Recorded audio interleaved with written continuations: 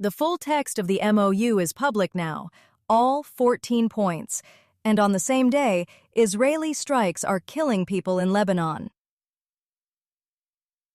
If you're just joining, the U.S.-Iran track is running through the Islamabad MOU, a preliminary deal signed after Pakistani mediation.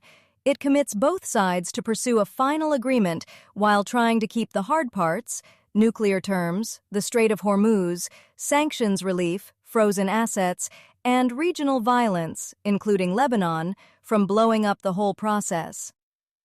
This is Iran War Daily. The document's finally on the table, and we're going to read it for what's missing. Because the strikes in Lebanon are already testing the part nobody nailed down. Here's Kubra, a coach at TRT World. After days of uncertainty, the U.S. and Iran have finally talked face-to-face, but away from the cameras. No joint appearance, no handshakes for the media. Still, the American delegation led by Vice President J.D. Vance and the Iranians with Parliamentary Speaker Mohammad Bagher Ghalibaf came to the same table in Switzerland. The U.S. and Iran sat at the same table in Switzerland. No handshake for the cameras, no joint statement. The Islamabad MOU that started this has now moved into face-to-face talks, with Vice President Vance leading the U.S. side and Ghalibaf leading Tehran's. Ghalibaf, the parliamentary speaker. Tehran didn't send the foreign minister or the president. They sent a senior guy they can walk back if this goes sideways. Someone deniable.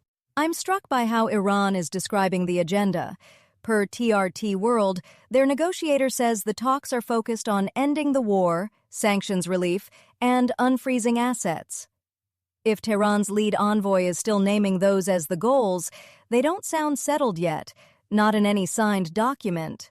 Right, focused on. You don't say you're focused on something you already nailed down on paper. And notice what he left out. Nukes, hostages, Lebanon.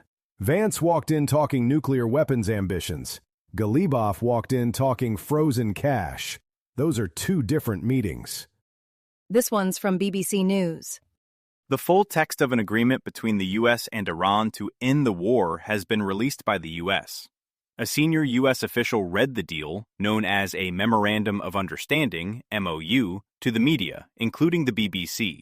It includes a commitment from both sides to further talks to reach a final agreement over the next 60 days, and also refers to reopening the Strait of Hormuz and the U.S. lifting sanctions on Iran. The full text is out, all 14 points, read to reporters including the BBC by a senior U.S. official.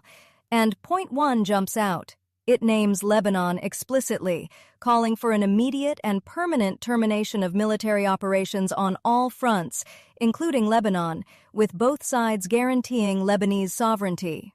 Right, the U.S. and Iran guaranteeing Lebanon's territorial integrity. Neither one is actually flying sorties over Lebanon. The signature that matters isn't on the page. And on the nuclear file, I went through the 14 points. No IAEA, no inspection timeline, no verification mechanism. The board voted 21-3 to demand Iran declare its stockpiles, and the document that's supposed to end the war doesn't mention it. So, the war ends, sanctions lift, Hormuz reopens, and the thing the whole crisis was nominally about just doesn't make it into the contract. 60 days to figure out a final deal, and they've kicked the hardest question past the bell. Over on Hacker News, will go down in history as the single largest defeat in U.S. history. Paying your enemy $300 billion to repair their country while you do not even take of your own would be the end of any other president. Yet here we are. Paying your enemy to rebuild. I get the anger. But that $300 billion is a commitment on paper. It doesn't mean the money has moved. The document carefully avoids saying whether 1 cent clears in 60 days. Here's one from Hacker News. Point 6. The United States of America undertakes with regional partners to develop a definitive, mutually agreed plan with at least $300 billion, £225 billion, for the reconstruction and economic development of the Islamic Republic of Iran. The mechanism for the implementation of this plan will be finalized as part of a final deal within 60 days. All required licenses, waivers, and permissions needed for the relevant financial transactions will be granted by the United States of America. That's point 6. And the wording is precise. At least $300 billion for reconstruction, with all required licenses, waivers, and permissions granted by the United States. The mechanism, though, gets finalized within 60 days. So they've put a number in the text. They still haven't nailed down the mechanics.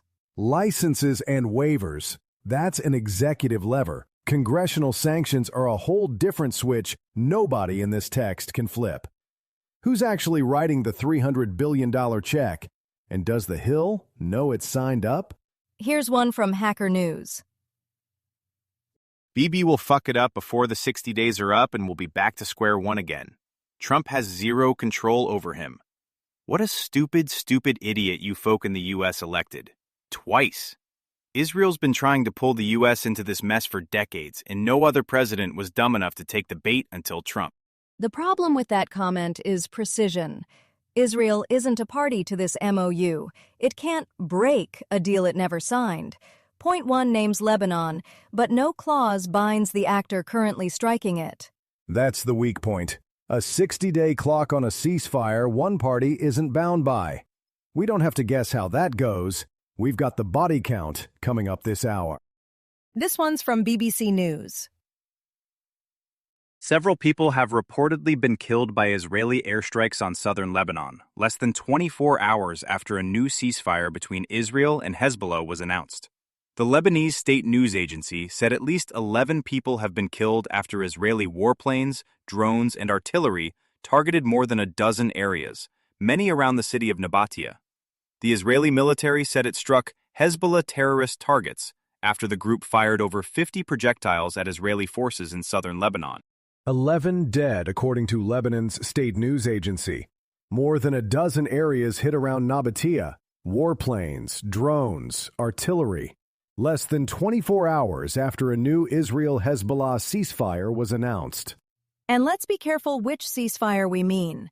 The strikes came after a separate Israel-Hezbollah agreement.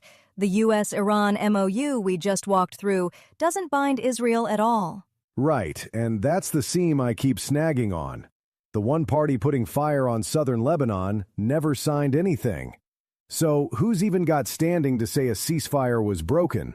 Israel says it struck Hezbollah targets after the group fired over 50 projectiles. So both sides are pointing at the other over who moved first. And, notably, Washington is on record criticizing its own allies' operations here.